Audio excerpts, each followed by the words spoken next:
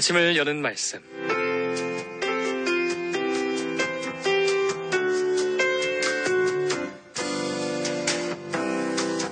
아침을 여는 말씀, 오늘의 시간은 대연교회 전승만 목사님께서 말씀 전하십니다. 은혜의 시간 되시기 바랍니다. 방송가족 여러분, 안녕하세요. 오늘도 하나님의 말씀과 함께 삶의 현장으로 나가시는 여러분 모두에게 하나님의 크신 은혜와 평강이 함께 하시길 간절히 바랍니다. 여러분, 우리가 성경을 읽는 여러 가지 방법들이 있는데요. 그 중에 하나가 성경을 우리 인생의 드라마 대본처럼 읽는 것입니다. 드라마 대본에는 작가의 의도, 배우의 대사, 그리고 배우가 어떻게 연기를 해야 할지를 설명하는 지문도 들어 있습니다. 이와 마찬가지로 성경 안에도 대본의 작가이신 하나님의 의도가 들어있고 배우들이 해야 할 대사와 행동에 대해서도 자세히 설명되어 있습니다. 따라서 그리스도인이란 배우처럼 주어진 대본인 성경 전체를 잘 읽고 작가의 의도를 잘 파악하여 내게 주어진 대사를 외우고 지문을 충분히 연습해서 주어진 배역을 잘 소화하는 사람이라고 할 수 있습니다. 그런 맥락에서 마태복음 5장부터 7장까지의 산상수훈은 배우란 누구인가라는 주제를 가지고 배우의 정체성을 말하고 있습니다. 즉 배우란 어떤 인격과 태도를 가져야 하는지 등에 관한 배우로서의 기본기를 가르치는 내용이라고 할 수 있을 것입니다.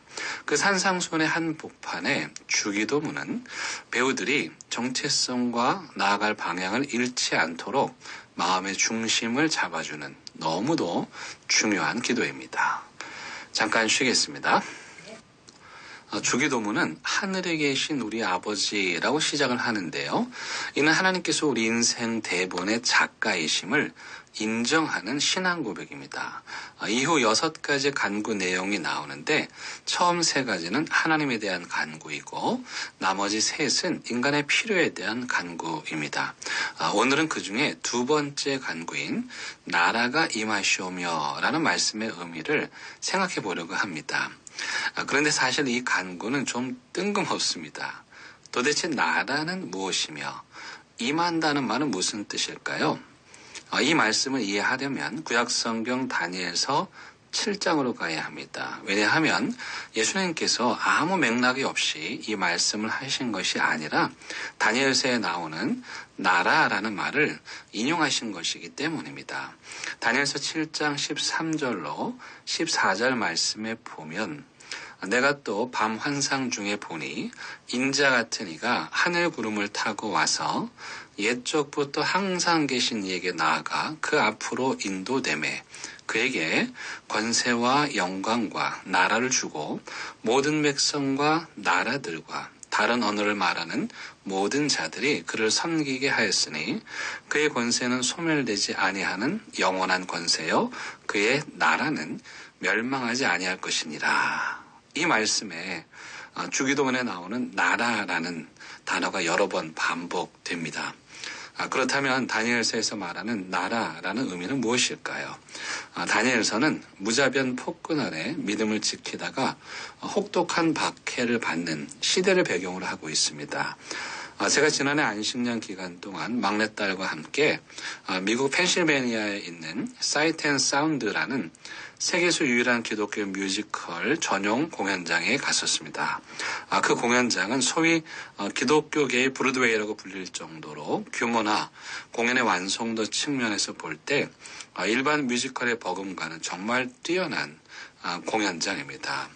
그날 제가 본 공연의 제목은 다니엘이었습니다. 그날 공연은 극장 전체를 활용한 무대 장치와 스토리의 치밀함으로 정말 숨이 막힐 정도로 화려하고 다이나믹한 공연이었습니다. 특히 다니엘과 세 친구들에 비해 거대하고 포악한 바벨론 제국의 위용을 정말 잘 표현했습니다. 무시무시한 사자굴 장면, 다니엘과 세 친구들의 풀무불 장면은 정말 잊을 수가 없습니다. 다니엘서 7장 3절은 그 시대의 우울함을 밤이라는 상징으로 표현합니다. 다니엘서 7장 이하에는 이런 상징과 은유적인 표현이 많이 나오는데 그 이유는 신앙을 억압하는 독재자들의 눈에 띄지 않기 위한 일종의 암호였습니다. 다니엘서 7장은 시대적으로 암울한 상황 가운데 다니엘이 하나님의 계시를 받는 장면이 나옵니다. 다니엘이 본 환상은 4마리 큰 짐승이 바다에서 나온다는 내용이었습니다.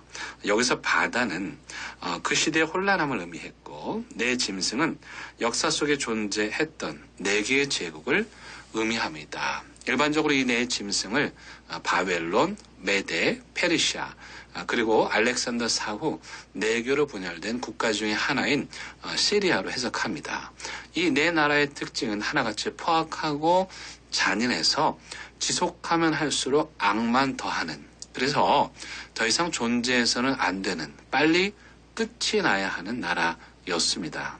그 중에 가장 포악했던 나라가 안디오코스 4세가 지배했던 시리아였습니다. 그는 스스로를 신의 현현이라는 의미로 자신을 에피파네스라고 부르도록 했으며 예루살렘 성전에 제우스 신상을 갖다 놓고 섬기도록 강요했습니다.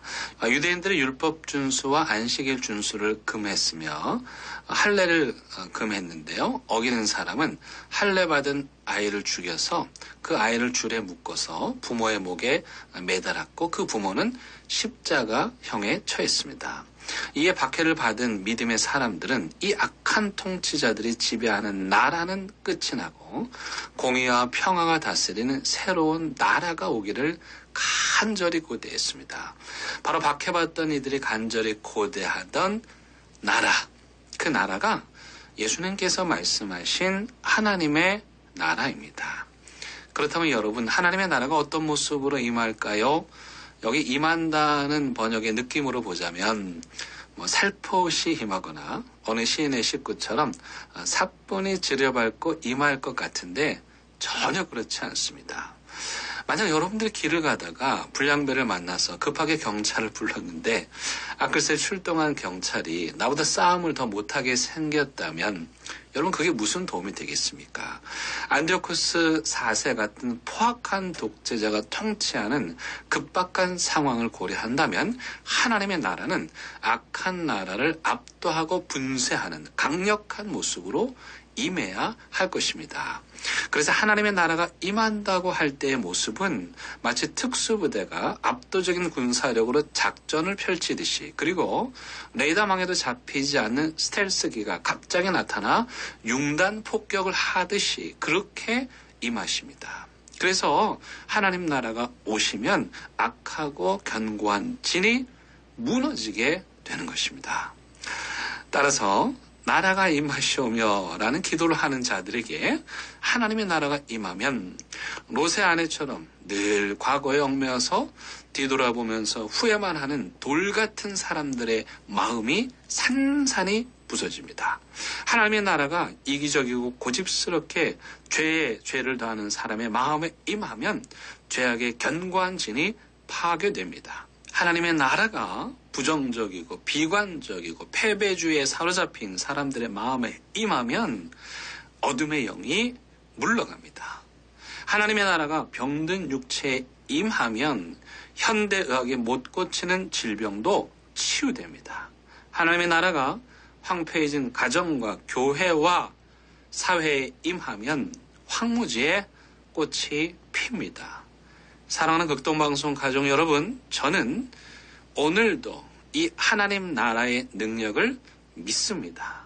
그러므로 여러분들이 신앙의 박해를 받던 시대의 성도들처럼 정말 간절한 마음으로 마라나타 주 예수여 속히 오시옵소서라고 기도할 때 엄청난 군사력과 화력으로 무장된 하나님의 나라가 여러분들의 죄의 견고한 진을 파괴하고 그곳에 진리와 평화와 사랑이 꽃피는 새로운 하나님의 나라를 세워주실 것을 믿으시길 간절히 바랍니다.